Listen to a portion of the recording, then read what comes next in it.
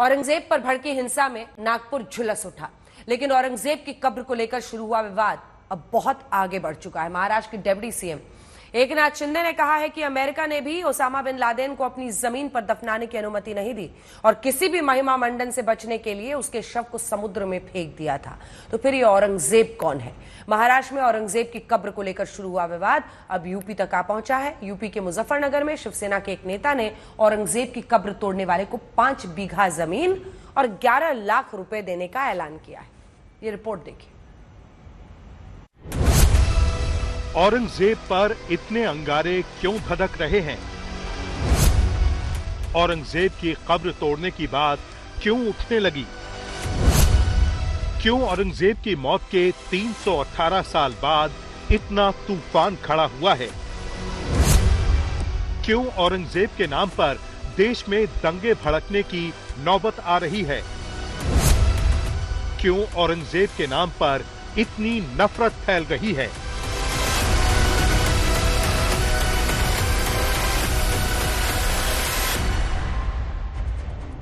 (1707) में मुगल शासक औरंगजेब की मृत्यु हो गई और उसकी मौत के 318 साल बाद एक बॉलीवुड की फिल्म आती है छावा, क्योंकि कहा जाता है कि औरंगजेब बेहद क्रूर शासक था। औरंगजेब ने अपने शासनकाल में मराठों के साथ कई युद्ध लड़े थे और छत्रपति शिवाजी महाराज ने मुगलों से 11 युद्ध लड़े थे। उसके बाद उनके पुत्र छत्रपति संभाजी महाराज ने औरंगजेब से युद्ध किया था।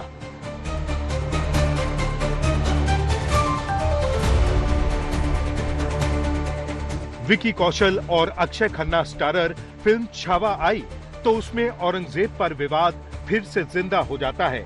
आपको बता दें कि छत्रपति संभाजी महाराज की औरंगजेब ने क्रूरता से हत्या कर दी थी। शिवाजी बड़े प्यार से संभाजी को छावा कहते थे। इसके बाद से इतिहास के पन्ने पलटना शुरू होते हैं और औरंगजेब की क्रूरता का इतिहास फिर से बाहर आना शुरू होता है। और इसी कड़ी में समाजवादी पार्टी के विधायक अबू आजमी का बयान आता है जो औरंगजेब की तारीफ करते हैं। सब गलत हिस्ट्री दिखाई जा रही है। औरंगजेब रहमतुल्लाह अलैह ने बहुत सारी मंदिरें बनवाई हैं। बिल्कुल नहीं, मैं बिल्कुल क्रूर शासन नहीं मानता। ये बयान आते हैं महाराष्ट्र से लेकर यूपी तक और देश के कई हिस्सों में राजनीतिक भूचाल आ जाता है और इसके बाद उठती है महाराष्ट्र संभाजी नगर में औरंगजेब की कब्र तोड़ने की बात। कई हिंदू संगठन औरंगजेब की कब्र को लेकर विरोध प्रदर्शन करते हैं और नागपुर में दंगा भड़क उठता है। अब औरंगजेब की कब्र को लेकर और भी तगड़ा कोहराम मचा है। महाराष्ट्र के डिप्टी सीएम एकनाथ शिंदे ने औरंगजेब की कब्र हटाने के पक्ष में बोलते हुए कहा कि अमेरिका ने भी ओसामा बिन लादेन को अपनी जमीन पर दफनाने की अनुमति नहीं दी और किसी भी महिमा मंडन से बचाने के लिए उसके शव को समुद्र में फेंक दिया था। शिंदे ने कहा, औरंगजेब कौन है? हमें अपने राज्य में उसका महिमा मंडन क्यों होने देना चाहिए? वो हमारे इतिहास पर एक धब्बा है। उन्होंने कहा कि मुगल सम्राट ने मराठा राजा छत्रपति संभाजी राजे को इस्लाम अपनाने का ऑप्शन दिया था, लेकिन उन्होंने इससे इनकार कर दिया और उन्हें बेरहमी से प्रताड़ित किया गया और फिर मार डाला गया। औरंगजेब का समर्थन इस महाराष्ट्र में कोई सहन नहीं करेगा, उसका महिमा मंडल कोई सहन करेगा नहीं। ये औरंगजेब, ये छत्रपति शिवाजी महाराज, छत्रपति संभाजी महाराज और हमारे देश का दुश्मन था। वो देशद्रोही था, ये जुल्मी आक्रमणकारी था, माँ बहनों पर अत्याचार करने वाला था, मंदिरों को तोड़ने वाला था और छत्रपति संभाजी महाराज पर अन्याय अत्याचार करने वाला था।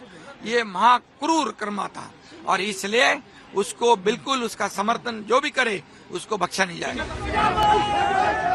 महाराष्ट्र के नागपुर में औरंगजेब की कब्र को लेकर दंगा भड़का तो यूपी के मुजफ्फरनगर में शिवसेना और क्रांति सेना के कार्यकर्ताओं ने जिला कलेक्ट्रेट पर जोरदार प्रदर्शन किया। औरंगजेब का समर्थन करने वालों को जूते मारो, औरंगजेब का समर्थन करने वालों को जूते मारो।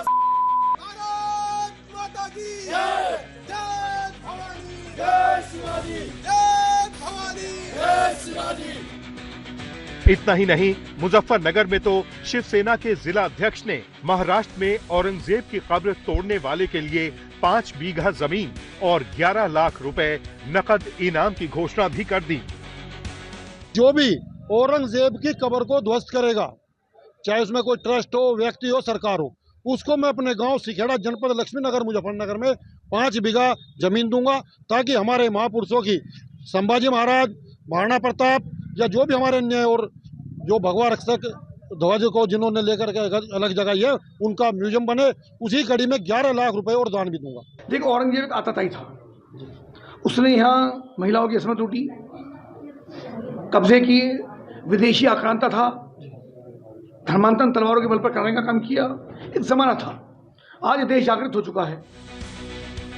नागपुर में जो कुछ हुआ या महाराष्ट्र में जैसे हालात बन रहे हैं, उसके पीछे की वजह को लेकर सीएम फडणवीस कह चुके हैं कि छावा नाम की फिल्म के बाद महाराष्ट्र में मराठी अस्मिता, मुगलिया अत्याचार और हिंदू दमन की पुरानी कहानियों को लेकर आम जनमानस में आक्रोश है।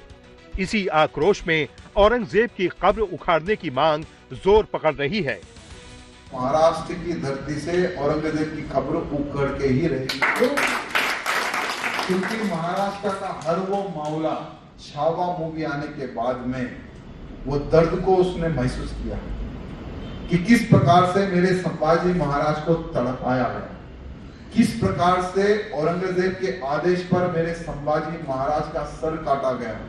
मूवी में तो सिर्फ 1% ही बताया गया। 39 डेज हर दिन संभाजी महाराज का एक एक अंग काट कर ये कहा जाता था कि इस्लाम कबूल करेगा या नहीं करेगा। अगर ये सरकार आज नहीं उखाड़ेगी, लेकिन आने वाले समय में तो 100% उखाड़ेगी। जो खबर उखाड़ेगा महाराष्ट्र की जनता उसको ही सत्ता देगी, एक मोहर बनेगा। भड़काऊ भाषण देने के बाद ही लोग उकसाए जाते हैं। टी राजा की जितनी भी आगे आने वाली पीढ़ी होगी वो सब फॉरेन में पढ़ती होगी।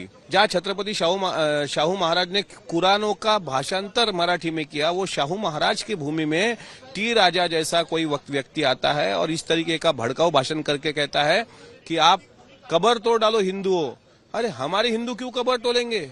तुझमें दम है तो तेरा बच्चा जो एसी में सो रहा है उसके हाथ में कुल्हाड़ी दे और तोड़ने को लगा कब्र, और तुझमें दम है तो बुलडोजर पे बैठ और जा कब्र तोड़ने के लिए।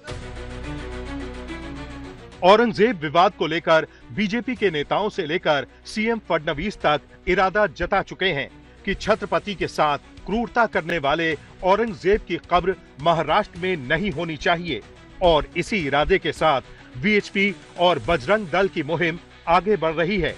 1992 की कार सेवा याद दिला रही है, जिसका अंजाम नागपुर में नजर आ चुका है। आज तक ब्यूरो।